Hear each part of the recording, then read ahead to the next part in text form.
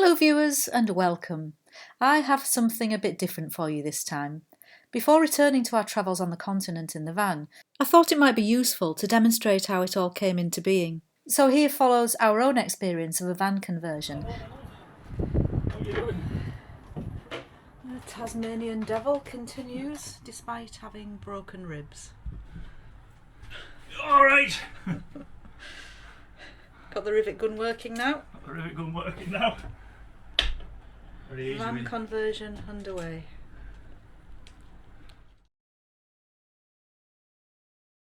Welcome to the windy Yorkshire Dales.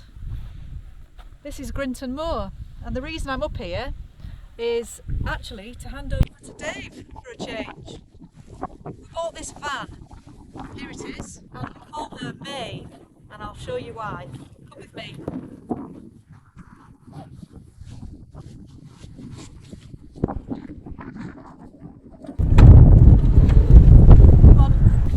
Come in. Here she is. Nuts in May. So that's her name. But that's just an aside. I'm going to hand back to Dave now. It's an ex-council van. It's a T5 long wheelbase and it had a high top on it. All this was in place when we bought it. Where did we go from there? First thing was to strip everything out, which took quite a while, and to sort out a small leak we had. The front pillar was leaking water, and strangely it took me a long time to find it, but a good friend helped me out, and it was actually coming from all the way at the back. Water was running down along this lip and all the way to the front, so they can be quite difficult if you get a problem. From there, what I did was I put some sound deadening on, then some dial insulation, that's the plastic stuff you get from B&Q, and then boarded it, and then after that carpeted all the walls out.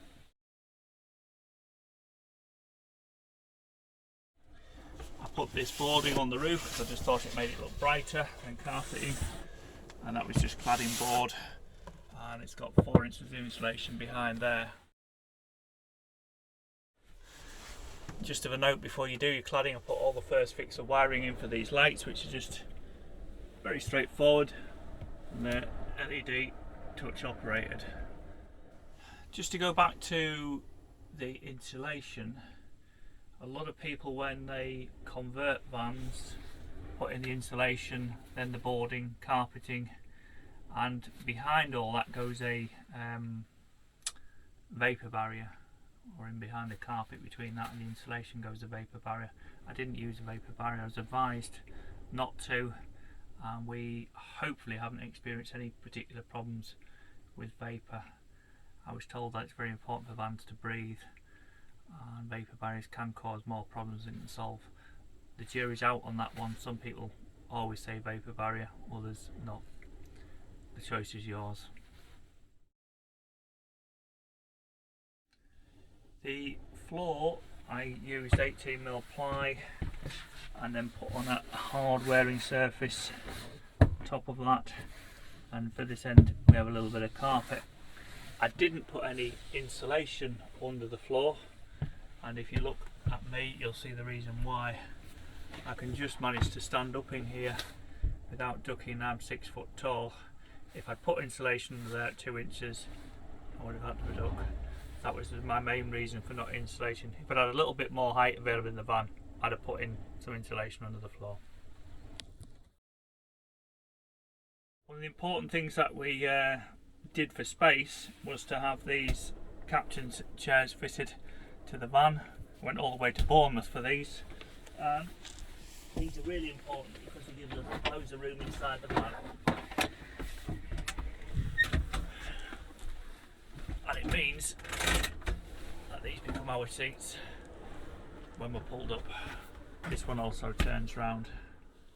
Okay, let's close the door because it's a bit blowy up there. The other thing I did was fit some tables to these chairs. This was just a fairly straightforward fix, and these work quite well, so you can then pull yourself up and eat your tea from here. We wanted to be off grid most of the time, so what we did was fit a solar panel which powers a leisure battery which sits underneath the seat here, and the control for that's here. been away for quite long periods of time now and found that a straightforward leisure battery solar panel on the top is adequate for us. We don't power a great deal. We have a diesel heater in, some LED lights and a fridge. We also have a couple of USB charging points here which we use to charge our devices, and they go in there.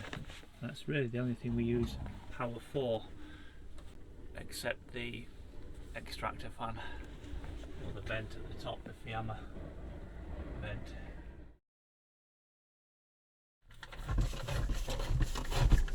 We had fitted a autotherm diesel heater that sits underneath the van, which I did prefer it not to be inside, and the control panel for it is just on here, and that is it on there, and it's very easy to control and just switch between various settings. To be honest, once we put that on for about 20-30 minutes, it's like an oven in here and we're turning it off, so it works really well. I've got no problems. The entry for the heat point's down there on the floor. Inside the van we have a fridge, which is an LG fridge, takes 62 litres. We wanted a larger fridge and one that was front opening, just so we could get plenty of kit inside it. This is now kitchen units, cabinets made, and that's just the work surface to go on, shelves and doors. That's the cabinets made. Under the sink here, under the hobs and sinks, we have our gas storage locker, fire extinguisher, a 23 litre water container on all our pots and pans. These door storage is a good idea too. Cooking, very straightforward. A double ring burner powered by gas, and we also have a sink in here. One fairly large sink, just so it was fairly straightforward and easy to wash up in. Storage was important, and with this U-shaped kitchen we've got storage in this side here, which is two big cupboards,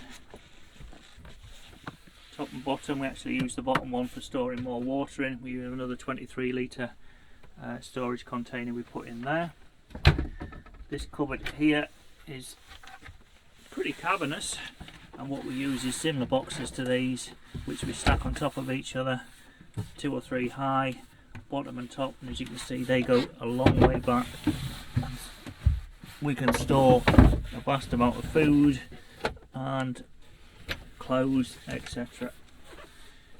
You can see all the storage area there. The tub at the bottom is for our grey water from the sink, which we then dispose of appropriately when full. We fitted these storage nets, which again work really well for stashing stuff. We've got them all around the van and work really well for storing our kit. This device here, if you've seen that, is the controller for the Fiamma vent. We also fitted or have this over cab storage, which is a pretty cavernous area and is very useful for us to store a lot of kit in. Just a point while I'm up there, this is a very useful tool, the Karcher window vac, and when switched on, if you condensate it in the morning, cleans the windscreen off and any other windows very quickly, and means you can be on your way. The other thing that was really important to us when designing the van and thinking about using the van was to have a really good bed, and therefore I designed this, and I'll show you how it works. This covers on to protect everything,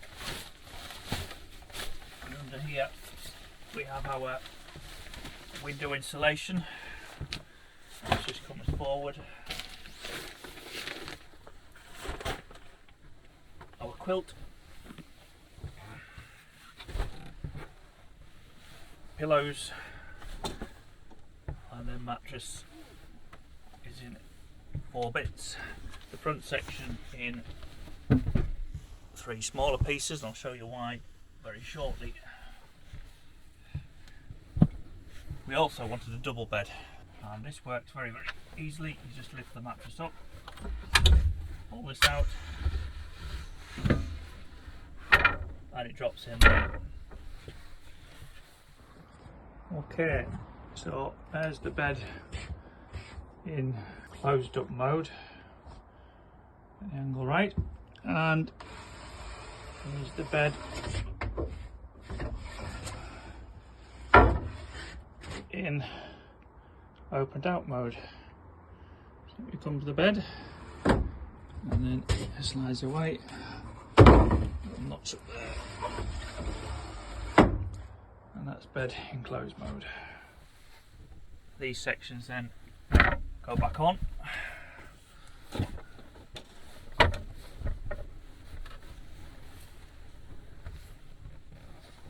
To make up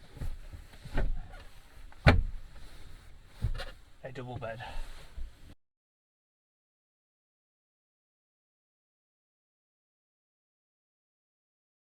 Pillows back on, and then the quilt will go back on. What I will say is we chose to go with a 6-inch mattress. There's 2 inches of comfy memory foam and 4 inches of firmer foam underneath, and we didn't want to compromise on our comfort. You spend a long time in bed, and we wanted to make sure we were really comfortable, which we are. The quilt then goes on, and that's your double bed in a VW-T5 transporter. Are you going to get into the bed to show us? We normally have a footstool here just to help us. We can have a footstool or a small ladder in which to get up. And as you can see, I'm 6 foot tall, and there's still room at that end, so this would be about 6'3" long.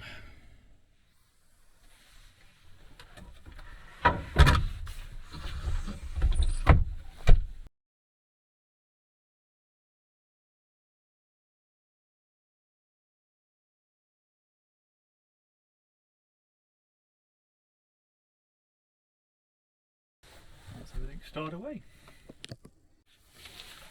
And then we always just cover everything up.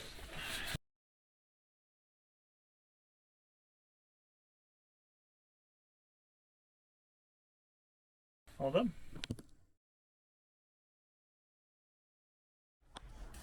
This is how I made the bike storage area. 2 bikes to go under there. I managed to get a shelf in there as well. That's the bed, and put this tent material over, ripstop nylon, so when at least the back door is open, if it is raining, it stops the bedding getting wet. Which is a good idea.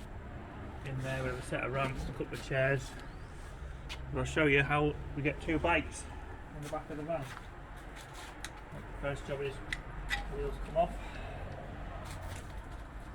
The first bike goes in, it goes in very easily.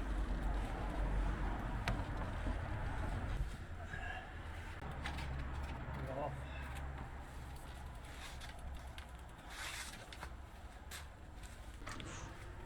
And second bike in, store the wheels, quick job, like one.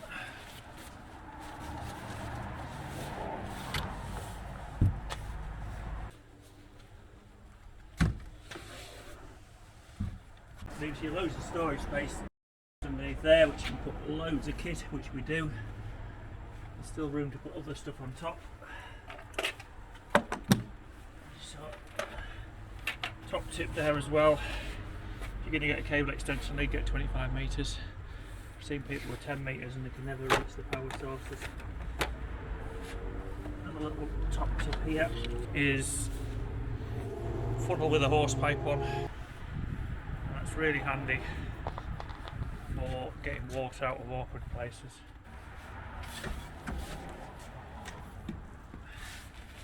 This is just how quick it is to then get your bikes back out.